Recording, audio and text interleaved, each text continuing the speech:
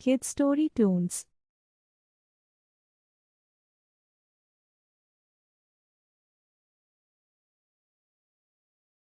सीतापुर गांव में रहती थी एक चुड़ैल, लेकिन इस बात से गांव के लोग अनजान थे। जब तक पूरे गांव की एक एक औरत के गहने मेरे पास नहीं आ जाते, मैं इस गांव को छोड़कर नहीं जाऊंगी, चाहे इसके लिए मुझे लोगों को गायब भी क्यों ना करना पड़े। दूसरी तरफ गांव की औरतें बात कर रही थी। अरे सुन रही हो, ये देखो, मैंने कल ही नया हार बनवाया है सोने का, कैसा लग रहा है? बहुत ही अच्छा। अच्छा है ना, पहले तुम पहनो, फिर शादी में अपनी होने वाली बहू को दे देना। और क्या, सोने चांदी का यही तो फायदा है, जितना पुराना उतना महंगा। लेकिन एक एक पैसा बचाकर ये लेना सच में बहुत मुश्किल हो रहा था मेरे लिए। तभी वहां पहली का पति आ जाता है। गांव में एक औरत के घर के सोने के सारे गहने चोरी हो गए। लोग बातें बना रहे कि गांव में कोई चोर घुस आया है जो घर की कोई चीज को हाथ नहीं लगाता, पर सिर्फ सोने के गहनों को ही चुराता है। अब तुम ना अपने ये गहने संभाल कर रखना। हे भगवान, ये क्या बोल रहे हैं?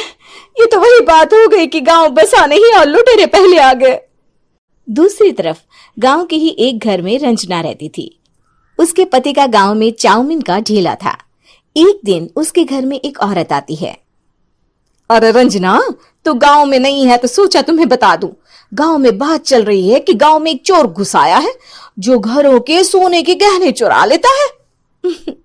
अरे मैं तो सिर्फ ये कान की छोटी सी बाली ही सोने की पहनती हूँ, बाकी गहने तो मैंने गांव के बैंक में लाकर रखे हैं। ये क्या होता है? ना बाबा ना, हमारे गांव की औरतें तो गहने अपने पास ही रखती है। जब कहीं जाना हो तो बस अलमारी से गहने निकालो और पहन लो। दूसरी तरफ एक औरत हाथ में टोटके वाली छोटी सी गुड़िया लेकर घर में चली आती है। अरे कोई है? घर की औरत है क्या? क्या है ये गुड़िया? ये कोई ऐसी वैसी गुड़िया नहीं है, ये जादुई गुड़िया है। इसको घर की अलमारी में रखना। अगर तुम्हारे घर पर किसी की बुरी नजर होगी तो रात भर में ये पतली सी गुड़िया मोटी हो जाएगी। मैं कल आकर ये गुड़िया ले जाऊंगी और तुम्हारे घर की सारी बुरी नजर छूट जाएगी, समझी? अरे वाह, ये तो बहुत कमाल की गुड़िया है, दे दो। कितने की है एक? अरे नहीं नहीं नहीं, ये फ्री की है। मेरा काम इस पूरे गांव को बुरी नजर से दूर रखने का है। हाँ। भली औरत उसके हाथ से वो गुड़िया लेकर अलमारी में रख देती है। लेकिन अगली सुबह जब वो उस गुड़िया को देखती है तो पतली सी गुड़िया मोटी हो चुकी होती है। हे भगवान, ये क्या? किसने मेरे घर को बुरी नजर से बांध रखा था? तभी वो गुड़िया वाली भी आ जाती है। मैंने कहा था ना, घर पर बहुत ज्यादा बुरी नजर है। लाओ, ये गुड़िया मुझे दे दो। औरत वो गुड़िया उठाकर उसे दे देती है।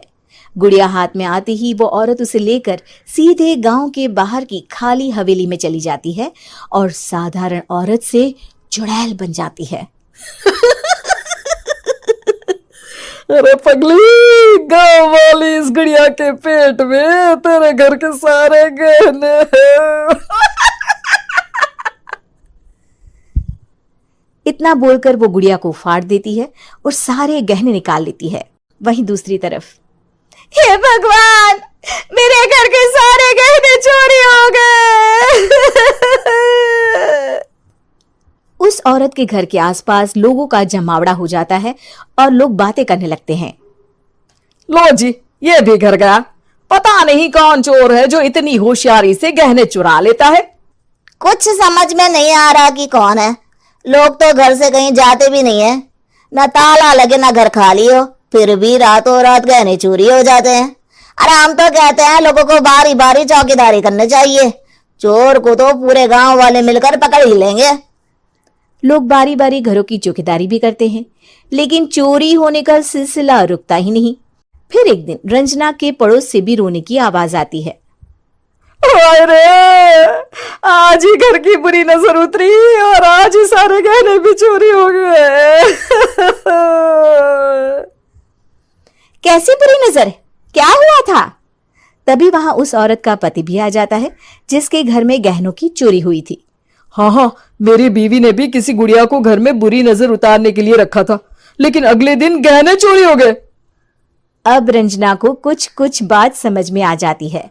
वो गांव वालों से कहती है, देखिए अब आप लोग चिंता ना करें, जल्द ही चोर पकड़ा जाएगा। उस नजर उतारने वाली गुड़िया को आज मेरे घर कोई भेज देना। फिर क्या था, चुड़ैल को लोग रंजना के घर भेजते हैं। पहली बार देखा है कोई खुद लुटने को तैयार बैठा है। तो तू है जिसे घर की बुरी नजर उतारनी है? ये ले गुड़िया, ये सुबह तक मोटी हो गई तो समझो तुमको और तुम्हारे घर वालों को नजर लगी है। हाँ हाँ, मैंने काफी सुना है। तुम ये गुड़िया मेरे घर छोड़ देना। अरे क्यों नहीं, कल सुबह आऊंगी जब गुड़िया तुम्हारे घर की सारी बुरी नजर लेकर मोटी हो जाएगी, ठीक है? अब क्या था, रात को रंजना ने पूरी नजर गुड़िया पर रखी। वो अपने पति और गांव के कुछ लोगों को घर की खिड़की से घर के अंदर नजर रखने को कह देती है, और फिर जो नजारा सब देखते हैं वो हैरान करने वाला होता है। गुड़िया धीरे से अलमारी खोलकर बाहर आती है। अलमारी के सारे गहने लेकर घर में जहां जहां गहने होते हैं वो लेकर अपने मुंह से खा जाती है। वो जितने गहने खाती उतनी ही मोटी हो जाती और फिर अलमारी में बंद हो जाती है।